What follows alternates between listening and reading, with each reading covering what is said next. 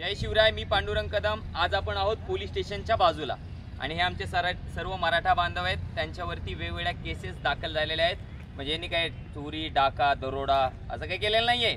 यांनी मराठा आंदोलनामध्ये सहभाग घेतलेला आहे आणि म्हणून यांना कुठेतरी मानसिकरित्या यांनी डिस्टर्ब व्हावं, यांना नाक त्रास व्हावा म्हणून या ठिकाणी हे राज्य सरकारने आम्हाला गिफ्ट दिलेले आहेत। आणि काय काय गिफ्ट दिली होती कलम सांगा जर त्यांना। 188 135 135 आणि 143 ही कलम आमच्यावरती लावली। हे आम्हाला गिफ्ट दिले या सरकारने। त्या सरकारचं मनापासून अंतकरणातून या ठिकाणी मराठा बांधव म्हणून यांनी या ठिकाणी धन्यवाद व्यक्त करतो।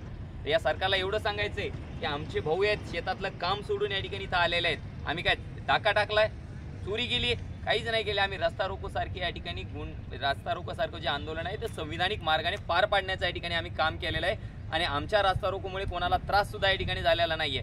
फक्त तुम्हाला करायचं काय आहे की आमच्या मराठा बांधवांनी या पुढच्या आंदोलनामध्ये सहभागी होऊ नये म्हणून जी गोष्ट सेलूच्या पोलीस स्थानकामध्ये होते तिथं न होऊ देता आपण आता परभणीच्या SP ऑफिसमध्ये जाऊन या ठिकाणी त्या प्रक्रिया पार पाडाव्या लागतात।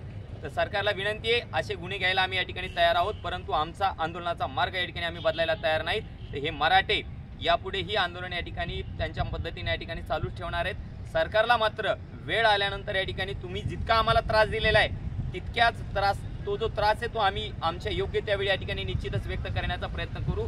परंतु या देशामध्ये संविधानाच्या मार्गाने या ठिकाणी आम्ही जर आमची आरक्षणाची लढाई लढत असू आणि त्याच्यामध्ये जर तुम्ही असा नाहक आम्हाला अडकवण्याचा प्रयत्न करत असाल तर सरकारने थोडासा विचार करावा। वेळ प्रत्येकाची येत असते, आज वेळ आमची आहे, उद्या वेळ तुमची सुद्धा या ठिकाणी येऊ शकते।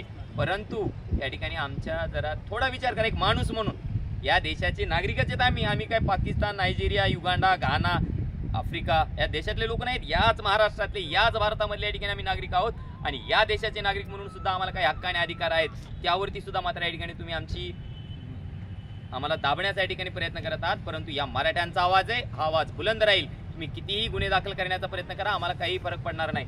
आपण या पुढचे आंदोलनासाठी आपण सगळेजण तयार आहेत का? एक मराठा। त्यानंतर आमचे एक बंधू आहेत कुठे, प्रमोदजी गायके। सरकारला सांगू इच्छितो की हे प्रमोदजी गायके आमचे या ठिकाणी ओबीसी बांधव आहेत आणि आमच्या बांधवांचा जामीन घेण्यासाठी या ठिकाणी ते समोर आलेले आहेत। हे जे राज्यकर्ते काय म्हणतात ना ओबीसी हे आमचे ओबीसी बांधव आहेत। आम्हाला गर्व आहे त्यांचा, जोरदार टाळ्या झाल्या पाहिजे त्यांच्यासाठी। आमचा जामीन घेण्याचं काम या ठिकाणी आमचे गायके बंधू करतायत। आम्हाला तुमचा सार्थ अभिमान आहे आणि हा मराठा, या सकल मराठा समाज सेलू तालुका तुमच्या पाठीमागे या ठिकाणी कधीही या ठिकाणी 100% खंबीरपणे उभे राहणार आणि तुमचा आम्हाला खरंच या ठिकाणी सार्थ अभिमान वाटतोय। आणि पुन्हा एकदा सरकारला सांगू इच्छितो की आम्ही आमचा लढा या ठिकाणी तुम्ही कितीही प्रयत्न करा, किती खोट्या गुन्ह्यामध्ये अडकवण्याचा प्रयत्न करा, आम्हाला काही फरक पडत नाहीत। आम्ही मराठी आहोत, आम्ही आमचा लढा या ठिकाणी 100% लढत राहू।